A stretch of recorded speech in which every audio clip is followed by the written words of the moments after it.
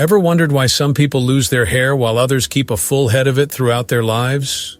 Today we're diving into the biology of baldness, exploring the genetics, hormones, and treatments for this common condition. Stick around until the end to learn about the latest advancements in hair restoration technology. And before we dive in, don't forget to hit that subscribe button and ring the bell for more weird science content. Hair loss, or baldness, is a condition that affects millions of people worldwide. It can occur for various reasons, from genetics and hormones to lifestyle factors and medical conditions. But what causes hair loss and what can be done about it? The most common type of hair loss is androgenetic alopecia, also known as male or female pattern baldness. This condition is largely determined by genetics and affects both men and women. In men, it typically starts with a receding hairline and thinning at the crown, while women usually experience diffuse thinning across the scalp. Androgenetic alopecia is influenced by hormones, particularly dihydrotestosterone, DHT.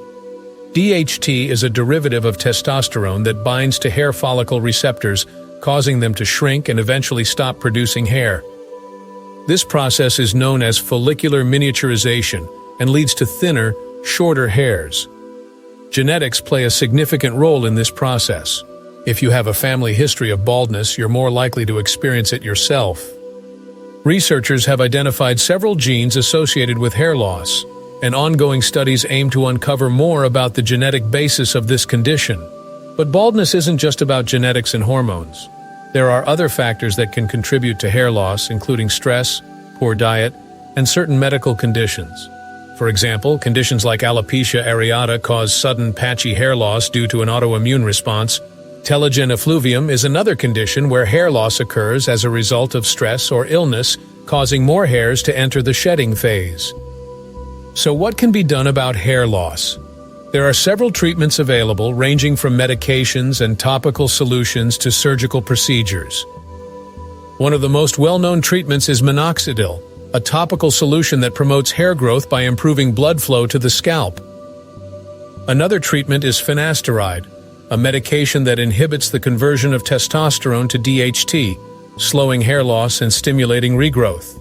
For those seeking more permanent solutions, hair transplant surgery is an option. This procedure involves moving hair follicles from one part of the scalp to another, creating a fuller appearance. Advances in hair transplant technology have made these procedures more effective and less invasive than ever before. And now for the grand reveal. Recent research has led to exciting new treatments for hair loss, including stem cell therapy and platelet-rich plasma, PRP treatments. These innovative approaches aim to regenerate hair follicles and promote natural hair growth, offering new hope for those dealing with baldness. If you enjoyed this deep dive into the biology of baldness, give this video a thumbs up, share it with your friends, and leave a comment below with your thoughts or any questions you have about hair loss treatments. And don't forget to subscribe and hit that bell icon so you never miss out on our next weird science adventure. Until next time, stay curious.